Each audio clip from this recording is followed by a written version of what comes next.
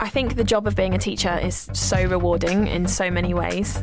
The connection between you and the whole class, that's still unbeatable. When my pupils are successful, it feels incredible. I think the greatest thing for me is seeing the pupils that I teach love the subject as much as I do. I don't think there's any other job where you get the same satisfaction. That's why I chose to teach. You could get £26,000 tax-free to train. Search Apply to Teach. Selected subjects only, subject to eligibility. All right, Gamertag Radio listeners, we have a couple things we want to mention before we play this episode of GTR. This has been a crazy, crazy week for Gamertag Radio, but we also need your support because of this. So we have two things that have been already now out for a couple of days. The first one is Gamertag Radio, a podcast story. This was released on our 13th anniversary of Gamertag Radio. It's a documentary about us, how we started, our personal lives, a lot of behind-the-scenes stories, and it's totally, totally free. All you have to do is go to twitch.tv/Gamertag Radio. You can find it there. Or go to YouTube and search for Gamertag Radio, a podcast story. It's totally free. Watch it, and please share with your friends. The other project we just released a couple days ago, we would love for you to check it out, is called Hope County Stories. We partner up with Ubisoft to create this podcast series, and let me tell you, it is insane. All I have to say is stay tuned because there's a bunch of crazy stuff that's going to happen on the podcast series. So yeah, just make sure to check it out. And it's cool. It's we interview the characters and everything live from Hope County. So yeah, check it out. It's called Hope County Stories. And you don't need to subscribe to another feed. That is going to be available here exclusively only on Gamertag Radio. All you have to do is subscribe. You can find us on Spotify, TuneIn Radio, Stitcher, Apple Podcasts, and you can listen to the weekly episodes every Wednesday. All right, and now let's go back to the show. Ladies and gentlemen. Ladies and gentlemen. Podcasting since 2005. You're listening to Gamertag Radio. With your host, podcaster Hall of Famer Danny Peña, the always opinionated Parris Lilly, and from outside of the norm, Peter Toledo. This is Gamertag Radio. Here we go.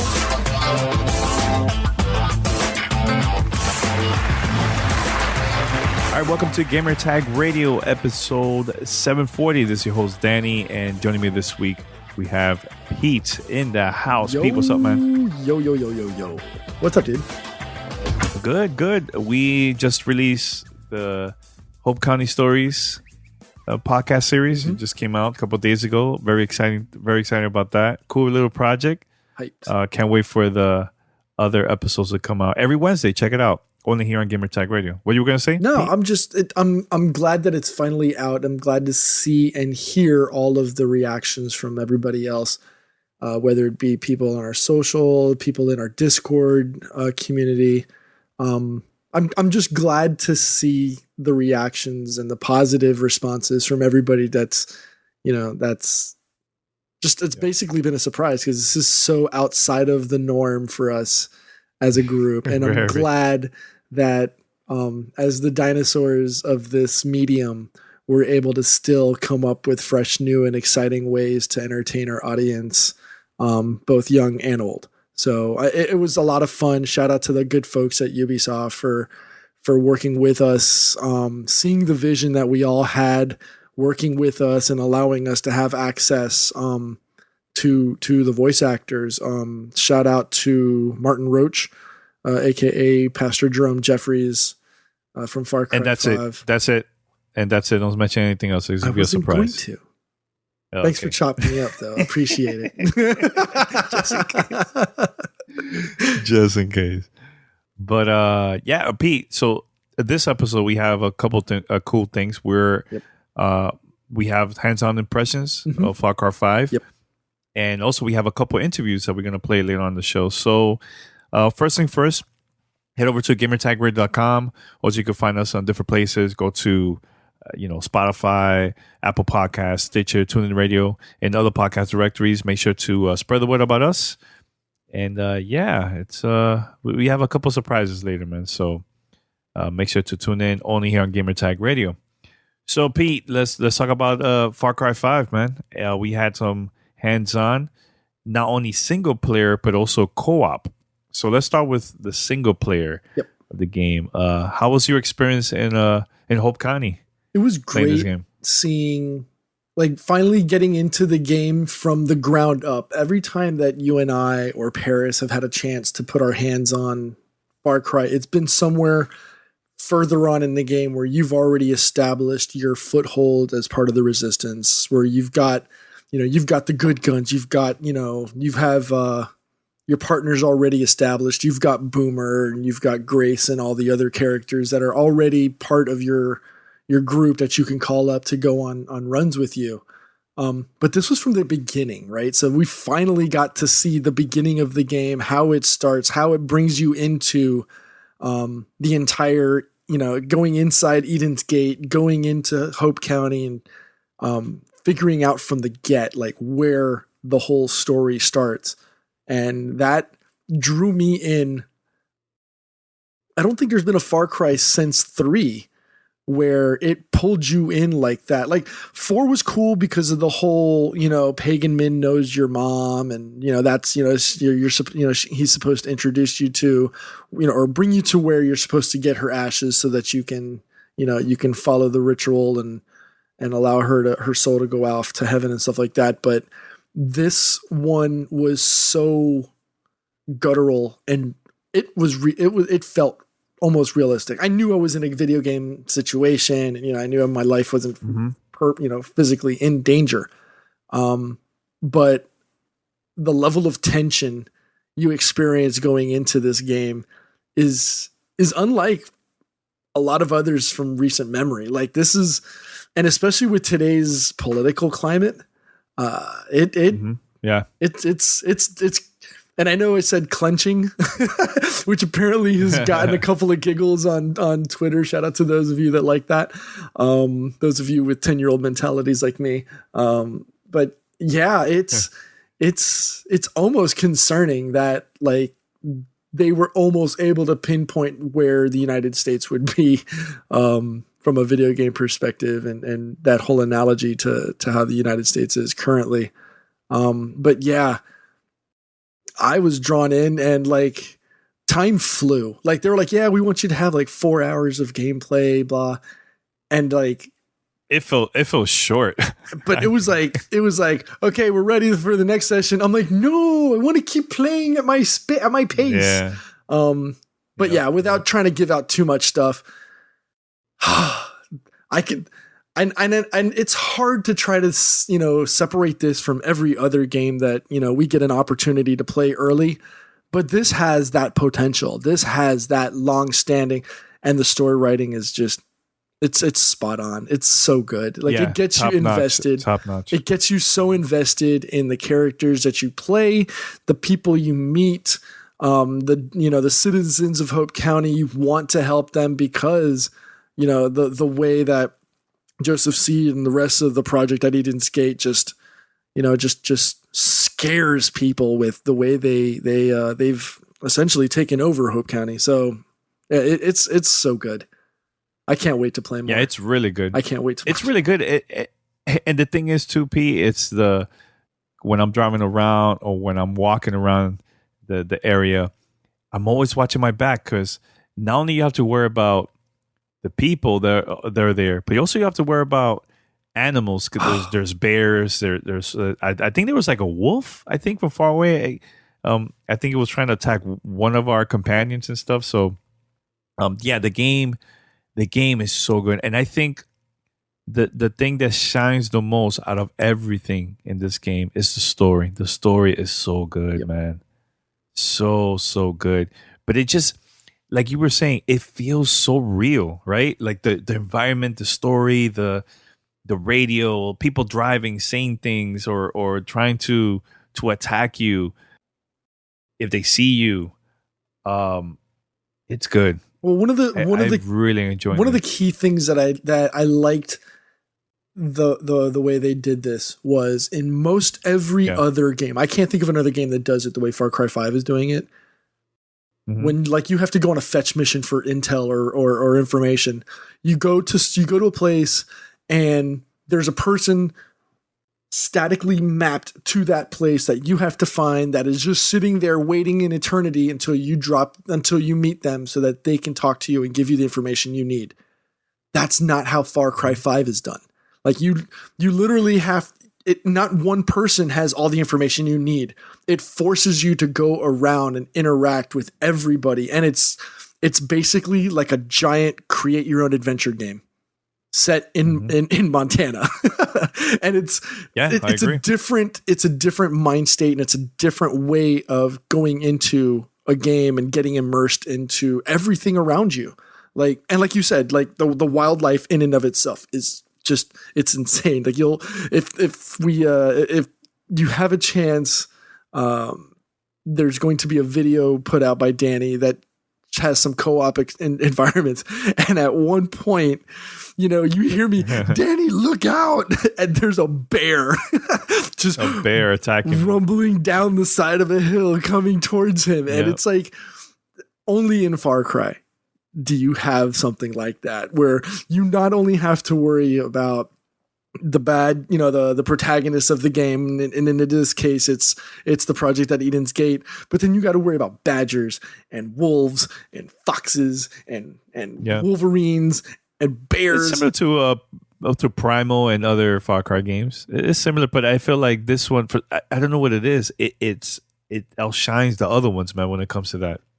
And I think that I think this game, it's gonna create a huge buzz once it comes out, because so far I've been having I had a great time playing this. And like you said, we only had like a couple hours to play, but it felt short because I was having so much fun. But then we had to try out something else, and then something else after that. I was like, I don't want to. Leave me alone. I wanted to stay a little bit longer. Yeah. But look, there's a bunch of people that could also join you and help you. I don't know if you got a chance to try out Boomer. I know we did months, like sometime last year. We had him. Also, we had Grace, Nick Rye. But there was also one that we were trying to find, Cheeseburger, the bear. You got a chance to find him or no? I succeeded. I got Cheeseburger. Really? But single player? Single player. Yeah, during the single player. Okay. Like as soon as we got a chance to get started, and Dan Hay, the creative director, was he made mention of it, that if you can try and find Cheeseburger, you can have him added to your group, similar to the way that Boomer can be added as your. I forgot the term they have for the animals that are your friends. But for those that don't know about Cheeseburger, who is Cheeseburger? Okay, Cheeseburger is a trained bear. He's a grizzly bear. Obviously, his name is Cheeseburger because he has grown an affinity for cheeseburgers, but as a result, he has diabetes. He's got the beatus.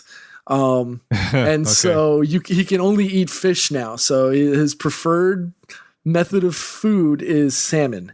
So, not only do you have to go to where Cheeseburger's located, which is the animal, it's kind of like a circus in the middle of the wilderness where you can go and see him perform.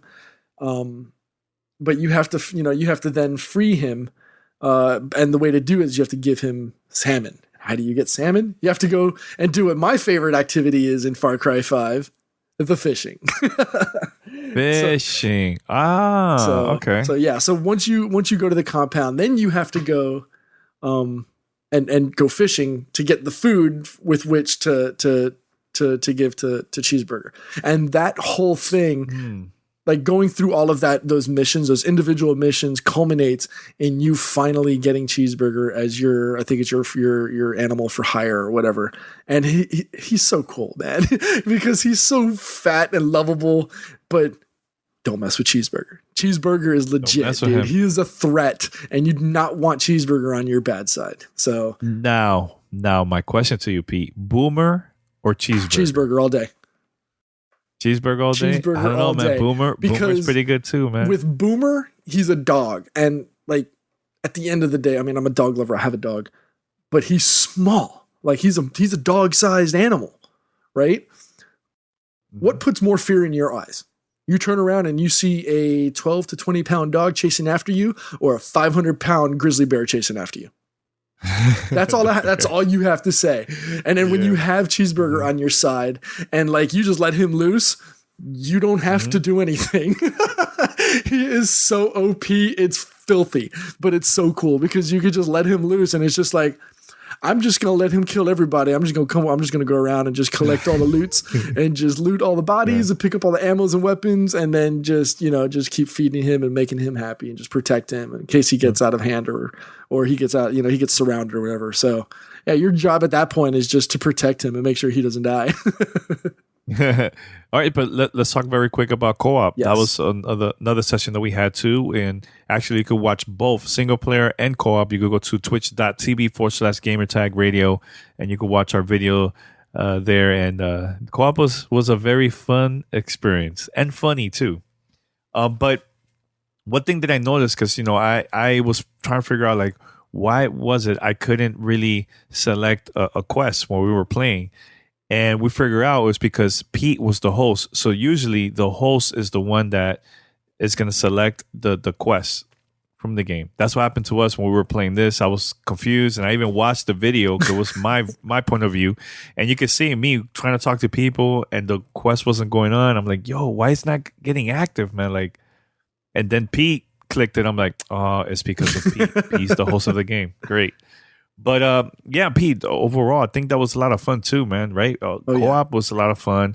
We did I think we did like a couple missions. I think 2 or 3. Can't remember exactly. But your thoughts about it, man? Because I think it was a lot of fun playing. Oh, absolutely. It's co-op. Co-op brings so much more to the table when you're talking about a game, because you can somewhat control what happens. You control your environment and what happens when it's just you. But when you have to rely on Danny or Parris or one of your friends to be, to follow what you guys want to do, it doesn't always go that way. Sometimes you're like, oh, I got the shot lined up, and you miss. And then all hell breaks loose. Yep. It's just more fun. That's what makes playing video games. That's probably, for me, that's a much bigger appeal, is playing that single player experience in a co-op setting and then sharing that experience and playing with friends, because you remember that more. You create that bond with people, whether it's me and Danny or me and like friends that live out in California or some of our Discord community, Oklahoma or whatever. Like hell, we've got community members in Australia, and if we could ever sync up a time zone, I would love to be able to play games with them, right? Because then you're playing, you're playing with them, and you have that feel. So for me, that's always more fun, because it just adds to the bedlam and mayhem. So yeah, it was really, really well done, and I'm glad that co-op has a chance to come back in 2018. And for those that don't know, we were playing the PlayStation 4 version. Now, Pete, I know this is going to be available for PC, Xbox One, and also PlayStation 4. Which version are you getting? I think I'm double dipping. I'm going to go Xbox, and I think I'm going to do Xbox and PC. Xbox and PC. Yeah, I think I'm going with Xbox. And, if I had PS Plus on my PlayStation 4, I would have gotten the PlayStation 4 version because, I want to play with a couple friends. And honestly, when we played online, because actually we were playing online, and it was smooth. It was totally smooth. There was no lag, no issues. But yeah, the reason I want to also check out Xbox One, I'm curious to see how it's going to look on a Xbox One X version also. And also the PlayStation 4 Pro version. Well, obviously, I'm gonna defer to the PC side, right? I want to get that full graphical experience, and I'm looking forward to it, but I'm pretty sure that it's going to look just fine whether you're playing on Xbox One S or Xbox One X, and conversely, PlayStation 4. It's going to look fine. We've played it in multiple different iterations, and not all of them, I think, were fully, 100% vetted out. A lot of the times that you and I played it and Parris played it was in an alpha or in a beta setting, beta, environment. So we may not have gotten all of the graphical assets in the game, but I think I think it's going to be fine again. And I think this is something we've been pushing for a while now. You more than I, but I'm starting to finally come around, I think. The experience outweighs the graphics. The graphics help establish the mood or the setting. Mm-hmm. But yeah, man, just if you've got a good game, it's a good game, right? You know, the graphics just it's the cherry on top. It's the ice cream on your pie. Yeah, make sure to check it out once it comes out March 27th for the PlayStation 4, Xbox One, and also PC. Now we have a couple interviews, right, Pete, for this episode. I'm going to play first the one that we recorded with Dan Hay and also Rick Ross. Not the rapper Rick Ross, but he's a cult leader expert. Yes, Rick Ross. We had a great conversation, and after that, we have a surprise, Pete. The voice actor of Joseph Seed. Oh yeah, we have Greg Bryk. I'm afraid I've pronounced his name wrong, and I'm gonna find like the father. I'm gonna wake up one night and I'm gonna have the father standing over me with his hand on my forehead, and I'm just gonna be sucked into Eden's Gate. Hilarious. But yeah, we got an opportunity to talk with Greg about, you know, his involvement in the Far Cry 5 project, and it's been fantastic, dude. I can't wait. And speaking of him, you know, the folks at Ubisoft also released an original short film called Inside Eden's Gate, which was inspired by the game and is going to be released this coming Monday, March 5th, on Amazon Prime.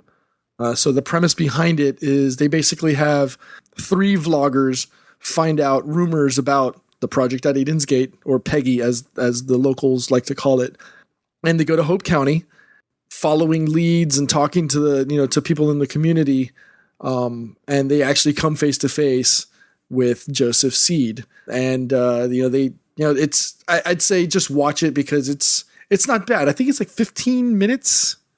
It's a 15-minute short film. 15-20 minute short film. But it's good. It's pretty really good, and it gives you a really good idea as to the premise and the whole story around the game, right? So, you know, if you have a chance, if you got Amazon Prime on March 5th, check it out. It'll be released exclusively on demand on Amazon Prime. Yep. Look at that. There's podcast series. There's a short film. There's everything. I'm so happy that we're a part of it. Oh, hell yeah. It's part of history, man. So, yeah, for those who are listening, make sure to check out Hope County Stories. I highly recommend it. It's every Wednesday. We're going to have a new episode on Gamertag Radio, and let us know what you guys think.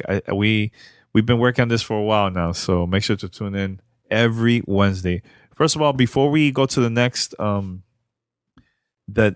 next interviews and everything, a big, huge shout out to Dougie. He is also he's a playable character in MLB The Show. He just posted that. He flew a couple months ago. He flew to San Diego to be. I think they did the whole capture thing for the game. And yeah, he's a playable character in the game, man. So shout out to Dougie, man. From Good Game Bros. Shout out to him, man. All right, so we're going to play the interview, and once we come back, we're going to wrap it up. There are so many reasons why I got into teaching. One of the best things is the light bulb moment. When you see a pupil suddenly understand something, that's really, really special. Every child is so full of potential, and the thing that makes me proudest to be a teacher is seeing them realise what they are capable of. I don't think any other job can give you the same satisfaction. That's why I chose to teach. You could get £26,000 tax-free to train. Search, apply to teach. Selected subjects only, subject to eligibility. At LV, our home insurance comes from the heart. It's not just about giving you a personal claims handler to take care of you all the way. It's about looking after you in other ways too.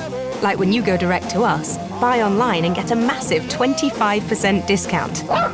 To see how much you could save with the Which Insurance Provider of the Year 2017, go direct to lv.com. Online discount for new customers only, excludes home emergency and home legal expenses. Send us your feedback or questions. Give us a call at 786-273-7GTR. Email us at fanmail@gamertagradio.com or leave a message on speakpipe.com/gamertagradio. What's up, everybody? It's Peter and Danny here from Gamertag Radio. We are in Hope County. It's cold, Danny. I'm not ready for this. I'm freezing right now. So we have two amazing guests here from the Far Cry 5 team. Please introduce yourselves. I'm Dan Hay. I'm the creative director on Far Cry 5. Rick Ross, a cult expert and head of the Cult Education Institute. All right. Well, first I'm going to start off with Dan. We've met a couple of times. Yep. We've gone over this. Quick synopsis. What are we doing here? What are you introducing? What are you bringing? Sure. What are you announcing? This event was just giving you guys a chance to be able to play the opening of the game and really feel the heart pounding effect of that first opening and going to try and take the father, and then showing you how you kind of begin to get the semblance of understanding how to build the resistance, meeting a couple of characters that help you on that, maybe your first foray into using a guns for hire, and then kind of giving you the ability to go up and explore a brand new region and go to Jacob's and maybe meet members of the Whitetail Militia that are up there fighting Jacob and attempting to take that region back and just experience a whole different flavor of the game that we haven't really shown you guys yet. Was there anything that you guys learned once you guys started working with Rick? And Rick, how was your experience also working with a video game company too? Well, it's fascinating. It's the first time I've ever worked on a video game project, so it was just a new territory for me. And I just found it really, really fascinating. I think from the standpoint of what we learned, there's a lot of stuff we learned. I think if you look at it top down, and I think about it sort of top down and then bottom up. Top down, you start with the father. Right? How do you build a magnetic leader? How do you make them credible? How do you make it so that they have an ethos or a belief that people could meet and believe right away, I might be able to fall for that person? Because I had a hard time with that. It's, we're intelligent people wonder, how is it that people fall for cults? Mm-hmm. And can you build a leader that has the gravitas and the magnetism to make you feel that that's possible? And Rick was instrumental in helping us make sure that we were shaping that properly. And then bottom up, it's looking at the world and making sure that the little things that the cult does make sense, right? Just their own language, their own parlance, the things that they're doing moment to moment aren't just, AI out in the world waiting for you to meet them. They actually are going about their daily grind of what it is that they do, and they're trying to, instill the will and the force of the father in the region. And those two things in concert, coupled with all the stuff in between, is what makes it feel believable. Well, my question is for Rick. Does a character or someone like a Joseph Seed, do they target a specific type of person in order to try to gain their influence or try to gain influence over them? Or is someone like a Joseph Seed just magnetic as a personality enough to just be able to just convince or convert anybody on the street? I think what you see in Joseph Seed is just a fascinating, nuanced, multi-layered character put together, by Dan and his team. And I think what he is he is such a charismatic person. He's magnetic. He draws people to him. And I think the unsettling thing that we all are not really in touch with is all of us are vulnerable. And someone like Seed can smell it. And then he focuses in and he oozes into the cracks in people's lives. And that's what you see with Joseph Seed, this incredibly intelligent, nuanced character that really is good at what he does, which is being a cult leader. I have one question. It's actually for Dan as well, because you had mentioned oozing, and in the game we see some things oozing out of some of these structures. Can you give me a little insight? So without giving too much away, I mean, there's we learned a lot about cults, and we learned a lot about the fact that there are elements of them getting into your brain and how they do it, and then there's the magnetism of the leader, and then sometimes there's pharmacology from the standpoint of them using a drug to be able to control you. So we wanted to be able to also look at that as well. So there's we built an entire structure around that. It's not like you're walking around and you see people doing stuff and it doesn't make sense. They are actively going to fields and they're growing this stuff. They're turning it into kind of a weapon to be able to use against people, and then they're taking it and they're transporting it and they're milling it, and then you can follow that transport, and it has sort of an entire ecosystem, and it all kind of makes sense. Now, if you're a player that doesn't care about any of that, that's totally okay. But if you decide to scratch at it, you'll understand that in one region they're making it, in another region they're using it, in another region they're experimenting with it, and that it's all connected. And then there's a whole bunch of different things that are like that in the game that have their own currency. Rick, my question is, a lot of people have different definitions of a cult or a cult leader. What's your definition, and how can we know that a religion or a group of people is part of a cult? Well, it's not about belief, it's about behavior. and structure. So number one, an absolute authoritarian leader that is the defining element and driving force of the group. Number two, a process of indoctrination where people are broken down through coercive persuasion and the group gains undue influence over them. And then finally, number three, you use that undue influence to take advantage of people. And that varies by degree from group to group. And what you get in Far Cry 5 is you're really right in the mix.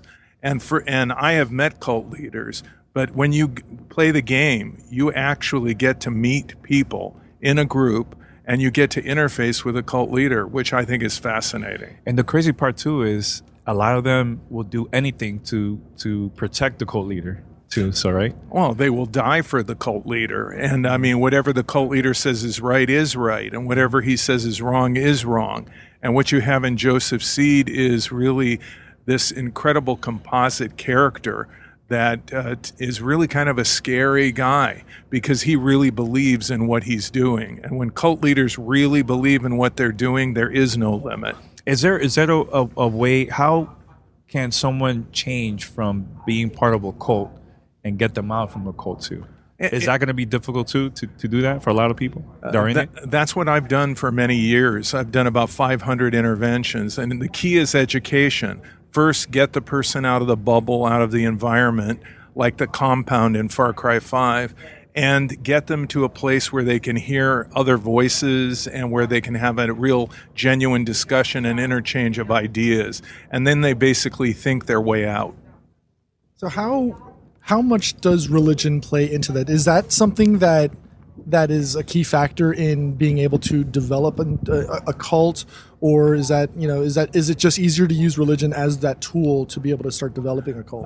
A cult can be based on anything. It could be based on martial arts, politics, theology, therapy, religion, sci-fi. I mean, that becomes, if you will, the outer shell or the facade of the group. Certainly religion has a great deal of currency. It's a popular theme. And Joseph Seed, he really uses religion as a lure, if you will, the bright, shiny thing to pull people in. My last question is to you, Dan. How hard was it to work on a game like this? Because religion is very sensitive for a lot of people. How was it for you guys to not to also disrespect other people that believe in certain, beliefs? For sure. I think that, what we wanted to be able to do is make sure that we built our own version of Montana, and that's part of the reason why we built our own cult, right? Mm-hmm. There's no question that we did our research, and it was greatly helpful to talk to cult experts and understand what we would want to pull from, but it's ours. And I think that's part of the reason why we did it, is that you're not going to find Hope County anywhere on a real map, and you're not going to find the Project Eden's Gate. That's our cult and the leadership of the cult and our characters. So we wanted to be reverent to the fact that this is a work of fiction. It's entertainment, and we wanted to be able to build it and own it and make sure that people understood when they were playing it that it's a game and that it's got to be fun, but it also can be your heart in your throat. It can have earnest moments. It can have fun moments. Those things can be super close to each other, and you can kind of snack on it the way you want to snack on it. All right, well, thanks a lot, and congrats on the game, man. Thanks, guys. Can't wait for the release. Awesome. Cheers. Thank you. Cool. Thanks, man. Back on the scene. This is Gamertag Radio. Voicemail at 786-2737-GTR. All right, Pete, we're here still in Hope County. Pete, how's been your experience so far, man? It's cold. It's been, but aside from that, it's just been a phenomenal experience. It's one thing that me and my wife we've always tried to push on to the kids, that we want to give them experiences over physical things, and I think this is one of those things. And shout out to Ubisoft for bringing us out here. We have a special guest, right, for this episode of GTR. Oh yeah, very, very special. We have the one and only Greg Bryk. Well, hey guys, how you doing? Welcome to Eden's Gate. Oh man, let me tell you, he got into character a couple of times today. I got converted, man. That's it. I think I'm joining Eden's Gate, man. You know what? I will clothe you. I will feed you. I will give you purpose. You just have to have faith in me. How has it been like experience, man? Doing this? It's been one of the most enjoyable creative adventures of my life, and I was super resistant to be part of a video game. I wasn't knowledgeable about the world at all. And when I was approached about auditioning for and maybe being a part of the game, I said no. And then they sent me some breakdown for some characters, and I kind of was flipping through them, and nothing interested me. And then I saw this breakdown for this father, this Joseph Seed character, this charismatic cult leader. I thought, that sounds interesting. And then they sent me a monologue, and it was this beautifully harrowing origin story, for lack of a better word. And I felt a great kinship with Joseph. And, you know, they talk about Joseph in this monologue, and as part of the game, he talks about being 23 and being pregnant with her first child. And I got my wife pregnant when I was in theater school. And I can just remember the terror of responsibility, and feeling that I don't measure up as a man. How am I going to protect and be a father to someone? And this, you know, monologue goes through, I lose my wife in a car accident, and I'm left with this baby, and I'm forced to make a horrifying choice, and I do. And in that moment, I also, God has tested me and chosen me. And it was, you know, it's funny, everyone keeps talking about the villain, and I know that Far Cry is known for these iconic villains, but I just don't see the father in that light. I see him as someone who's been denied love as a child. You know, his story comes from an orphanage system and was, you know, torn away from his brothers, and a very difficult life, a lot of abuse, and he constructs his family, and it's everything to him, and there's a great paternal protectiveness about him. And also I feel that I have a truth that's been given to me that I have to share, that there's been a mission bequeathed to me that I have to fulfill. And however I fulfill that, in the end, people will thank me for it. And the parallel would be, you know, I mean, you can have a child, and as a parent of a child, they are going to want to make decisions in their life that aren't the best decisions. And as an adult, you know you can't do that, so you correct them. And you know that there's a punishment system in place. Like, this obviously is taken to another level, but the consequences, if I'm right, are literally salvation or damnation. If Joseph is right, he's not a villain, he's a prophet. So you really have to play the game and make a decision for yourself. It was interesting. It was he was a beautifully written character, and they had so much latitude that we would create. Like, they would let me bring bits of my personal life into it to make it resonate with me, and then as a result, it comes across. That's something I wanted to ask was, did you have any influences to draw upon towards the creation of Joseph Seed? No. Well, my life. You know, I work very personally. I'm blessed with 3 beautiful children who mean everything to me, and a wife who is my treasure. And if I play with the loss of that, if I creatively own my worst fears and experience them in the service of a character, it's dangerous, because a real person's at risk. And we were able to find moments. And the flip side of that is, you know, you have this dark and deeply personal journey for myself as the father. But then there's also this amazing world, this thrilling world that we're surrounded by. So the player is going to, you know, they're going to have these exhilarating adventures, and then they're also going to have quiet moments when they're going to be forced or challenged to ask questions of themselves. Is this, am I alone? You know, am I happy? Is this the type of world I want to live in? What's important to me? What's my value structure? Am I putting more importance in how many likes, you know, I get on a Twitter post, and I'm ignoring the suffering of a person who's just as alone beside me with their phone in their hands? So I think that the blessings of the modern world are also the curse of the modern world, and Joseph challenges those towards what is really kind of this exciting, end of times journey. Yeah, like to me, when I see a villain, right, like Daredevil season 1, Kingpin, right, also Black Panther, Killmonger, I feel bad for the characters, like I actually believe it, and I feel the same way with you. Thank you, because you honestly, like I for some reason I got like connected with you for some reason, certain things, so. That's pretty good, man. That's a pretty good skill, man, to have, man, to influence others, like to actually believe your message, what you're saying in the game. Well, yeah, thanks. And it's not, see, the thing is that it's such, it's a very simple message. It's what is like, the part of the human condition is a sense of alienation. And, I think that one of the beautiful things about the gaming community or the genre community is that a lot of times it's drawn from people that have been maybe pushed to the margins of, like, your social group, and they find a great identification with characters and with each other. But we're lonely, and we're afraid, and I'm lonely, and I'm afraid, and I can be jealous and vindictive and paranoid. And if the thing that I hold myself accountable to as an artist, as an actor, is beauty, not pretty. I don't ever want to give a pretty performance. I don't want to protect myself. I don't want to think, oh, what will someone like? I want to show my ugliness, because we all have that. And maybe in our day-to-day life, we wear a social mask and we try not to show that from people, but we know ourselves. And when you feel someone revealing that of themselves, part of you is like, oh, I know that. And it might not be comfortable, but I know that. And I can understand where they got to where they get to, because we could all get there.